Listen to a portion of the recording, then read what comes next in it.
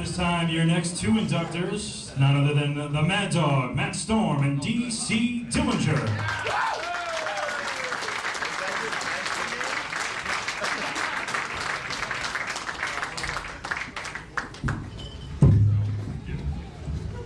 I got like 5 pages of notes, but they're printed large. I'm preparing for having the eyesight things happen to some of my older friends.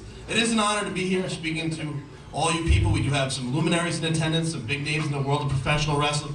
Simon Diamond, Justin Credible, Ted DiBiase, Ref Zach Carter.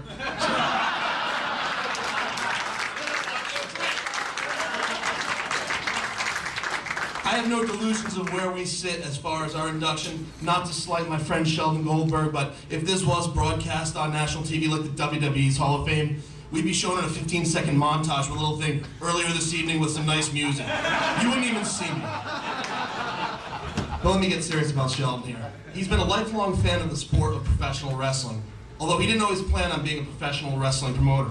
Actually, a lot of you probably don't know this. He was originally in Broadway plays. He produced a Broadway play called Dancing in the Streets. It was a huge hit, and actually, in that time, brought him face-to-face with Vince and Linda McMahon, although he wasn't in the wrestling business just yet.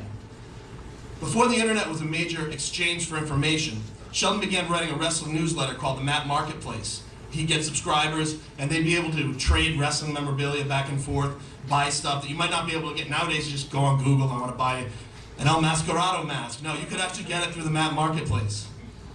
Through that, he also got in touch eventually with the late, great Boston bad boy, Tony Rumble. As Tony was running the Century Wrestling Alliance and eventually the NWA New England, Sheldon got involved, helping Tony and promote, ran his gimmick table, sold his stuff, but that's really how he started getting his ties into the wrestling business. Through the NWA, he became close friends with Howard Brody, and eventually became friends with the late, great Hiro Matsuda. Hiro became a mentor to Sheldon through things. Sheldon actually had the dubious honor of being the one whose Hiro's widow had called and said, listen, Hiro has passed away. Could you please call Luthez and let him know? So Sheldon was the one who broke the news of Matsuda's death to Luthez. Later on, Sheldon was very instrumental in bringing Michinoku Pro to the United States and ultimately to ECW pay-per-view. His knowledge about the wrestling business and memory have put him on A&E, on the history of wrestling. I think tonight somebody just said, I saw you on that history of professional wrestling again on A&E. People who have been to 1 or 2 of our shows say, hey, I saw Sheldon a couple weeks ago. They showed Andre the Giant, and he was talking about him. So he's become very noticeable, not only as a promoter, but as a wrestling historian. He's been an innovator in independent professional wrestling. When coming up for ideas for how he wanted to run New England Championship Wrestling, he decided that while the model for most companies was to bring a few big stars from TV in, and then you fill the rest of the card in with the local boys who no one really is going to care about, no, he wanted to take the local boys, make them the stars. Because if he could draw crowds with the local guys as the stars, you're beginning to build up those guys, giving them the ability to draw crowds on their names, not the names of the guys who've been on TV or whoever the flavor of the week was. So, as NECW would go on that model, a lot of people told him, Sheldon, you're going to be out of business in 3 weeks. Well, we're celebrating next month on August 8th, the 9th anniversary of New England Championship Wrestling. Woo! And if you take a look at the state of the business right now, the majority of the companies who run independent wrestling do just that. They'll bring a name in now and again, but they build their business on the local wrestling talent. In 2004, he debuted another innovation, internet wrestling television. When he was assessing the potential for exposing his company to a bigger audience, Sheldon decided that he'd tap into what was then known as an unknown market. At first, a lot of people said, Sheldon, you're crazy, you're wasting your time. I was actually there for the first meeting when he was telling the crew what was going to happen. There are people rolling their eyes, all right, whatever, we'll do this, Sheldon. Well, 5 years later, in New England, nearly 200 episodes later, NECW TV averages about 30,000 viewers a week, and has inspired other companies to follow suit with internet-exclusive content, including the WWE and TNA. Another of Sheldon's major contributions has been to the talent. On an international level, Sheldon, and as a result NECW, has become a welcoming committee for international talent looking to make their break into the United States.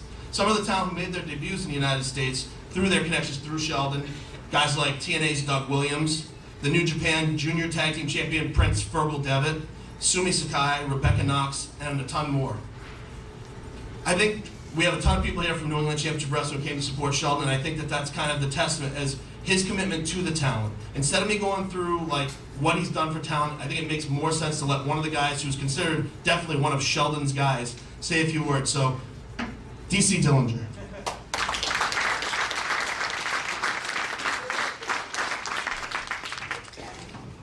Didn't really bring a prepared speech. I kind of just wing it, like most of my promos. This one's shorter than last night.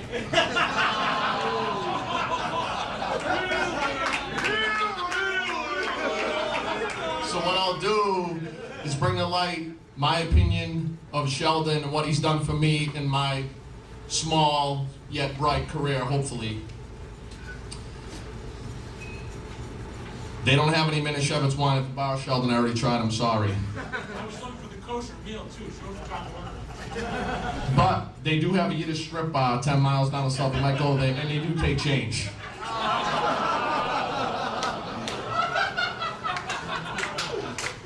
But in all seriousness, real quick, Sheldon has done a lot for local talent here, a lot for local wrestlers in giving them their break. And I think I personally am close with Sheldon in the regards where I'm probably one of the only local guys that he has watched come to his show and buy a ticket and carry Slick Wagner Brown's bags, as he loves to say, and watch the show, then join Killer Kowalski's wrestling school, get a shot on his show, and eventually main event the shows throughout New England. And with that, Sheldon holds it close to my heart. He's close to my heart with that regard.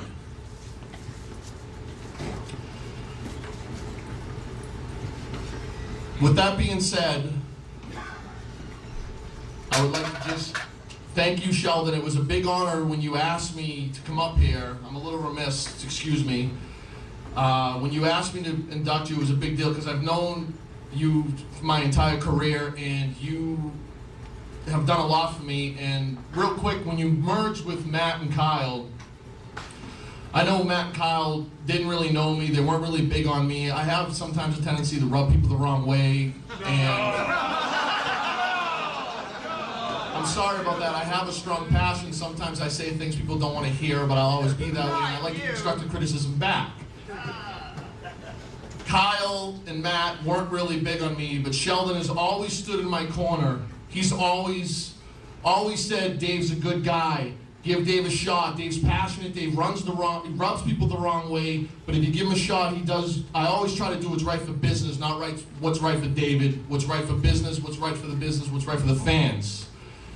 So Sheldon, I just want to thank you for always being in my corner, always being in my life, and always being, just being there and always saying, Dave, I have faith in you. And no matter where I go, if I ever go anywhere further in business, hopefully, but if I don't, doesn't matter where I go, I'll always remember you, and I'll always thank you for helping me in my career, Sheldon. So, Matt, I don't know if you want to say it with me at this time. I would like to induct Sheldon Goldberg into the class of the 2009 Hall of Fame.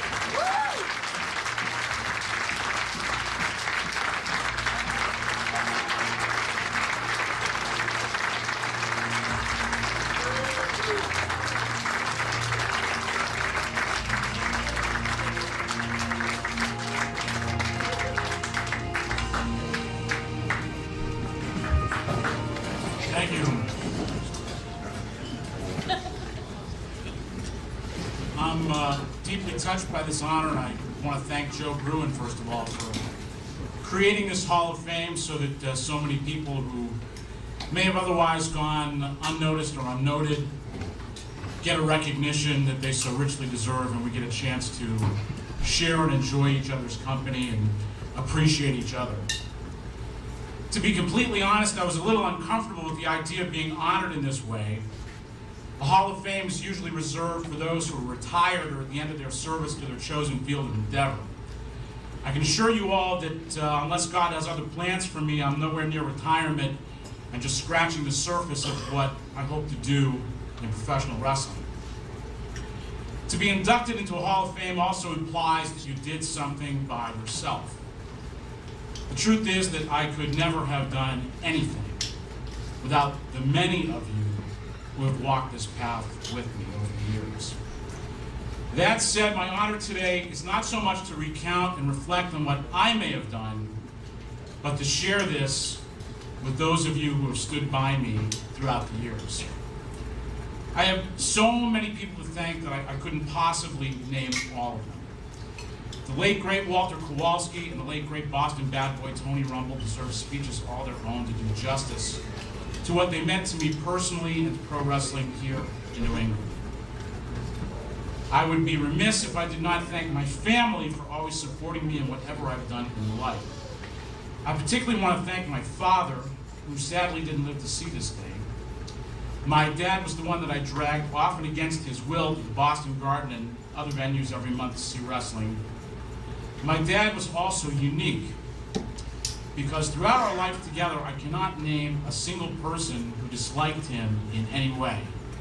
Sadly, this is not a trait that I inherited from him, but hey, we're in wrestling, so. Special thank you belongs to a good friend of mine who was very surprised but very happy to see here today, Scott Dickinson. There would not have been an NECW without Scott Dickinson, whose talent and friendship and support laid the foundation and set the tone for New England Championship Wrestling, and I'll always be grateful to him. Scott, thank you so much. In 2006, NECW and PWF Mayhem merged together under the New England Championship Wrestling name. The partnership created by myself, Matt and Kyle Storm, and our partner Roy Rossi has been nothing short of magical. Our efforts together have made this the single most rewarding personal and professional experience I've ever had.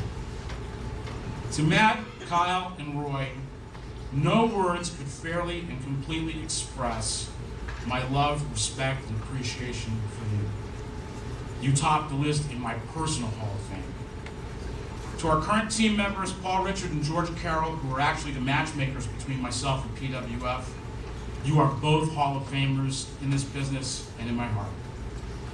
I also want to recognize Joe Matarazzo, Brian Nadeau, Spencer Jowitz, Rich Bass, Patrick Rat Piper, Chris Norman, J.P. Griffin, Kim White, Adrian West, Rob Tuttle, Caleb Seltzer, Lauren Ellis, Sean Gorman, and all the other crew members who have helped make NECW an experience that nothing else compares with.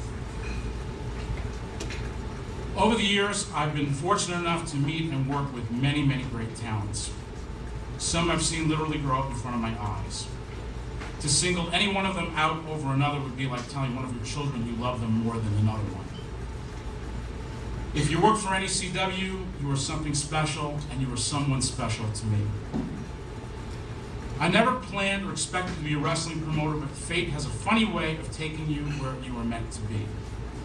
In the past, as you've heard, I've written and produced plays. I did publicity for Broadway shows and shows on tour. I dabbled in the music business as well as TV and radio. None of those experiences and no showbiz personality I've ever met compares to any one of you. I've given this business everything I have, and while the road has had its bumps and disappointments, the joys have far outnumbered. No matter what the cost or whatever the bottom line read, I wouldn't trade one moment of this time or one step of this journey for anything. As I look back, I'm so very proud of the things that we together have done. We who have walked this path together share a special bond and are part of something with a great history and a great tradition. We are the last generation of the sport of professional wrestling, not sports entertainment, and keeping a piece of that tradition alive is something each of us should take seriously and take pride in. We are the men and women who understand that what we do has real meaning to each of us and the fans, friends, and family who support us. To those of you who have been a part of my life in professional wrestling, I hope that I did something that held you just a little bit closer to a place you wanted to be. I hope that my belief in you made you believe a little bit more in yourself. And I hope that I have enriched your life just a fraction as much as you have enriched mine. I humbly accept this honor on your behalf and look forward to our best days and our best times which surely lie ahead of us. I love you and I thank you.